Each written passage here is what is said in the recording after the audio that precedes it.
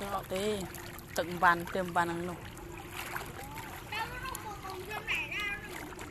cuột này ăn có riêng đau mau giúp mấy điểm trầm bên này ăn không có à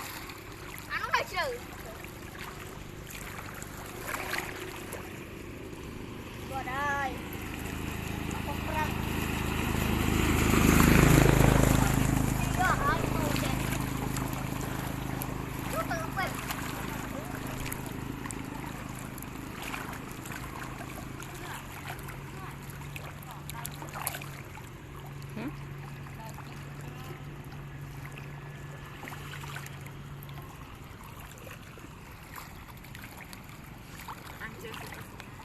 chừng cái so gì ăn tiếp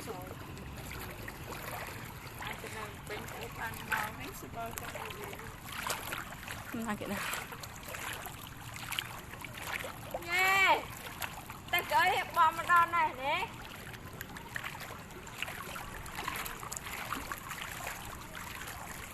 nó tức chứ đâu rồi nó tức chứ đâu rồi hả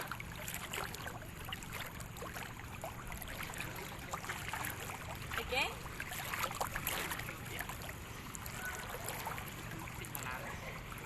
để chúng ta tức chứ rồi